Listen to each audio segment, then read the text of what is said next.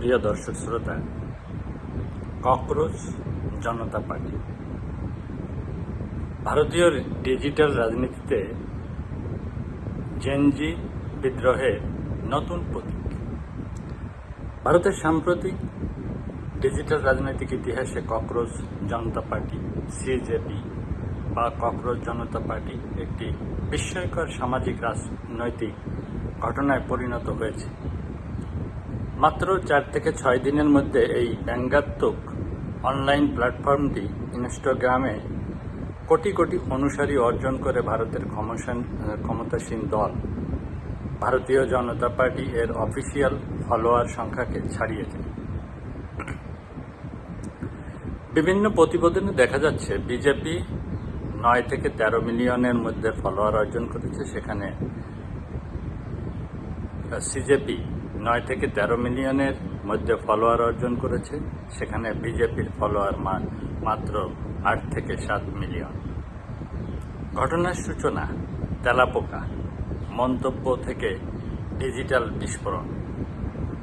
ঘটনার সূত্রপাত ভারতের প্রধান বিচারপতি সুরাইয়া কান্ত এর একটি বিতর্কিত মন্তব্যকে কেন্দ্র করে। তিনি আদালতে কিছু তরুণ কর্মহীন ও সিস্টেম বিরোধী কণ্ঠকে ককরোচ বা তেলাপোকার সাথে তুলনা করেন। এই বক্তব্য ভারতীয় তরুণ সমাজ, বিশেষত জেনজি ও শিক্ষিত বেকারদের মধ্যে প্রবল ক্ষোভ সৃষ্টি করে। এই অপমানকে প্রতিবাদের ভাষায় রূপ দেয় অভিজিৎ দীপকে নামের এক তরুণ, যিনি পূর্বে এএম আদমি পার্টির এর সোশ্যাল মিডিয়া টিমের সাথে যুক্ত ছিলেন। তিনি ককরোচ জনতা পার্টি নামে একটি ব্যঙ্গাত্মক ডিজিটাল প্ল্যাটফর্ম তৈরি করেন, যার স্লোগান ছিল a political front of the youth, by the youth, for the youth. কেন এত দ্রুত এটি ভাইরাল হলো? বেকারত্ব ও হতাশার সঞ্চিত ক্ষোভ, ভারতে দীর্ঘদিন ধরে শিক্ষিত তরুণদের মধ্যে চাকরি সংকট, পরীক্ষার প্রশ্ন ফাঁস, নিয়োগ দুর্নীতি, অর্থনৈতিক বৈষম্য নিয়ে তীব্র অসন্তোষ জমা হচ্ছিল। নিট ও অন্যান্য নিয়োগ কেলেঙ্কারির পর তরুণদের একাংশ মনে করছে যোগ্যতা নয়, সিস্টেমই ব্যর্থ। সিজেপি এই হতাশাকে মিম, ব্যঙ্গ, ডিজিটাল বিদ্রোহ ও সম্মিলিত পরিচয়ের রূপ দিয়েছে। জেনজি রাজনীতির নতুন ভাষা। আগের প্রজন্ম যেখানে মিছিল, পোস্টার, দলীয় সভার মাধ্যমে প্রতিবাদ করত, জেনজি করছে মিম দিয়ে, ইনস্টাগ্রাম রিল দিয়ে, ইমোজি দিয়ে, ভাইরাল ট্রেন্ড দিয়ে। অনেক তরুণ নিজেদের বায়োতে ককরোচ ইমোজি যুক্ত করছে, এক ধরনের ডিজিটাল প্রতিবাদী পরিচয় এ পরিণত হয়েছে।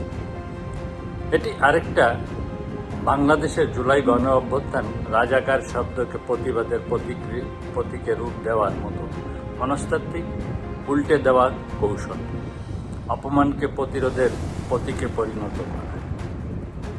বিজেপি বিরোধী ডিজিটাল আবেগের বহিঃপ্রকাশ। ভারতের বিরোধী রাজনীতির বড় সমস্যা ছিল তরুণদের আবেগ ধরতে না পারা। সিজেপি সেটাই করেছে ব্যঙ্গের মাধ্যমে। তারা সরাসরি অ্যান্টি এস্টাবলিশমেন্ট ভাষা ব্যবহার করেছে, বিশেষ করে মিডিয়া নিয়ন্ত্রণ, কর্পোরেট রাজনীতি সম্পর্ক, বিচার বিভাগের নিরপেক্ষতা, দলবদল রাজনীতি, নারীর প্রতিনিধিত্ব, ভোটার তালিকা বিতরণ। এসব ইস্যু সামনে এনে তারা ডিজিটাল ক্ষোভকে সংগঠিত করেছে। তাদের 5 দফা ইশতেহারের রাজনৈতিক তাৎপর্য: অবসরের পর বিচারপতিদের রাজ্যসভা নিষিদ্ধ। এটি ভারতের বিচার বিভাগের নিরপেক্ষতা নিয়ে দীর্ঘদিনের বিতর্ককে সামনে এনেছে। সমালোচকরা মনে করেন অবসরের পর রাজনৈতিক পদ পাওয়া বিচার বিভাগের স্বাধীনতাকে প্রশ্নবিদ্ধ করে।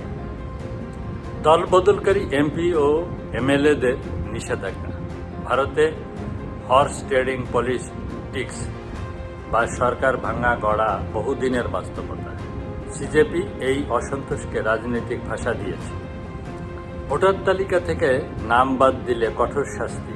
এটি গণতন্ত্রের ভোটাধিকার প্রশ্নকে সন্ত্রাসবাদের সমতুল্য অধিকার হরণ হিসেবে উপস্থাপন করেছে, যা আবেগতাড়িত হলেও রাজনৈতিক শক্তিশালী বার্তা।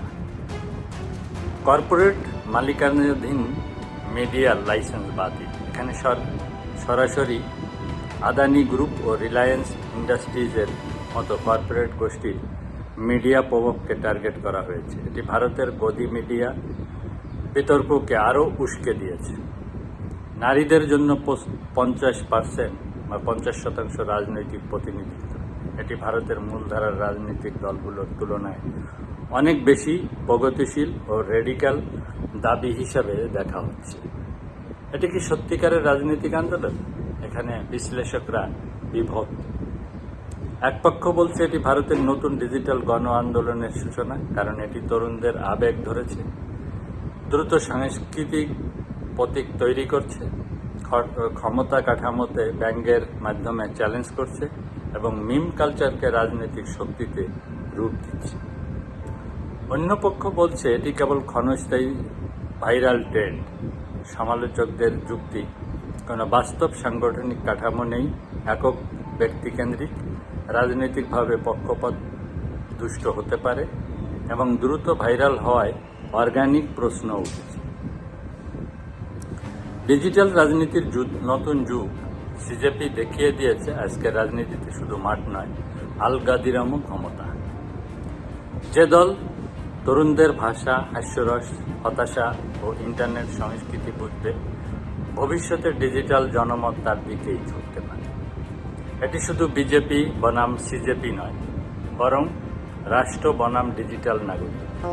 প্রচলিত नहीं बनना मुझे स्लम डॉग मिलियनेयर, ये स्लम डॉग है मिशन पे, सिस्टम के कीड़े जो रेंगते अपने कफन पे, बचपन से छुरा रखा इन्होंने अपने गर्दन पे, पुस्तक में ये लिखते गलत सीखते गलत सीखते अलग, पर किसी को परवाह नहीं, ये शैतान है इंसान नहीं, धर्म के नाम पे काम नहीं, धर्म बनाया इंसान नहीं, पैसों के लिए ये था सभी, दिमाग लड़ा कर जान के भी ध्यान से लगा तू कान कभी, इस्तेमाल कर तू जबान कभी, अंधे का क्यों है जान के भी, अंधे का क्यों है जान के भी, सच्चाई में तू समा कभी, अच्छाई से तू कमा कभी, इस गम को करना था कभी, इस गम को करना था कभी, প্রতিবাদের প্রতীকে রূপ দিয়েছে।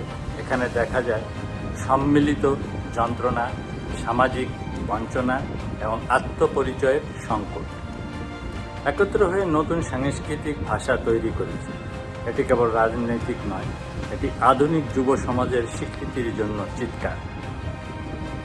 ককরোচ জনতা পার্টি হয়তো ভবিষ্যতে বাস্তব রাজনৈতিক দলে পরিণত হবে না, কিন্তু এটি ইতিমধ্যে প্রমাণ করেছে তরুণদের ক্ষোভ বাস্তব, ডিজিটাল ব্যঙ্গ এখন রাজনৈতিক শক্তি এবং ক্ষমতার বিরুদ্ধে সবচেয়ে বড় অস্ত্র কখনো কখনো হাস্যরসও হতে পারে।